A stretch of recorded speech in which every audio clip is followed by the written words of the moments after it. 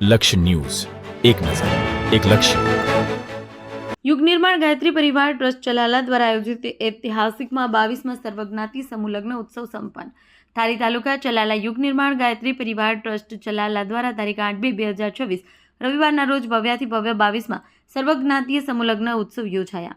ચલાલીના અશ્વંતાર દાનમ મહારાજની પાવન ભૂમિ પર ગાયત્રી પરિવાર દ્વારા પરમ પૂજ્ય સંત ડૉક્ટર રતિદાદાના આશીર્વાદ અને સાનિધ્યમાં સુંદર કાર્ય ભવ્ય રીતે સંપન્ન થયું છે.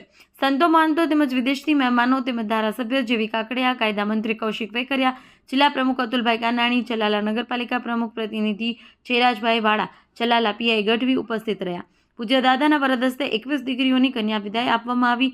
આજ દિન સુધી પૂજ્ય દાદાના વરદ હસ્તે 1826 દીકરીઓના હાથ પીળા કરવાનું ભગીરથ કાર્ય થયું. સાથોસાથ રક્તદાન કેમ્પનું આયોજન થયું.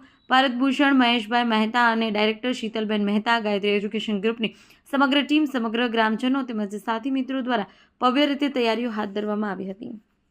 રિપોર્ટર ટીનુભાઈ લલિયા.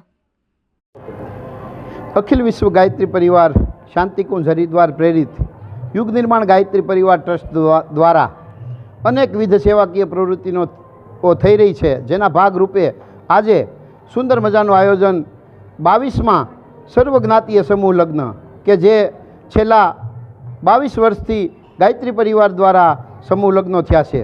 કોઈક વખત 100 હોય છે, તો કોઈ વખત 51 હોય છે, કોઈ વખત 21 હોય છે. તો કોરોના કાળ દરમિયાન પણ સમૂહ લગ્નનું કાર્ય આપણે શરૂ રાખેલું. એ સમૂહ લગ્નની અંદર આજે 21 દીકરીઓએ પ્રભુતામાં પગલાં માંડ્યા.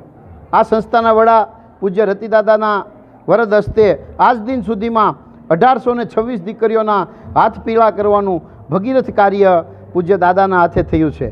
અમને પણ આ કાર્યમાં સહભાગી થવાનો મોકો મળ્યો. એ ગાયત્રી પરિવાર માટે ખૂબ સૌભાગ્યની ક્ષણ છે. ગાયત્રી પરિવારના માધ્યમથી આ વિસ્તારની અંદર એક ઘરેણા સમાન સંસ્થા યુગ નિર્માણ ગાયત્રી પરિવાર ટ્રસ્ટ અને એમના નેજા નીચે આજે અનેકવિધ સેવાકીય પ્રવૃત્તિ થઈ છે, જેમાં આજે એક બાજુ લગ્નવિધિ થતી હતી, તો એક બાજુ રક્તદાન કેમ્પ ચાલતો હતો, એક બાજુ દીકરીઓને વિદાય થતી હતી, તો એક બાજુ કરિયાવરો માટે 130 વસ્તુ કરિયાવરોમાં અપાતી હતી, એક બાજુ વરકન્યા અને વાલીઓ જમતા હતા, તો એક બાજુ સાધુ સંતો જમતા હતા.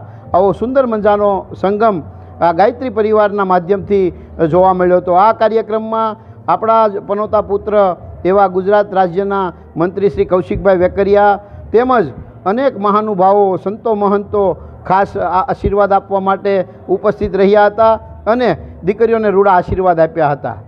આવો આપણે પણ સાથે મળી આવા ભગીરથ કાર્યમાં સહભાગી બનીએ અને કંઈક આપણા જીવનમાં નાનું એવું પણ સેવાનું કાર્ય કરી આપણા જીવનને ધન્ય બનાવીએ.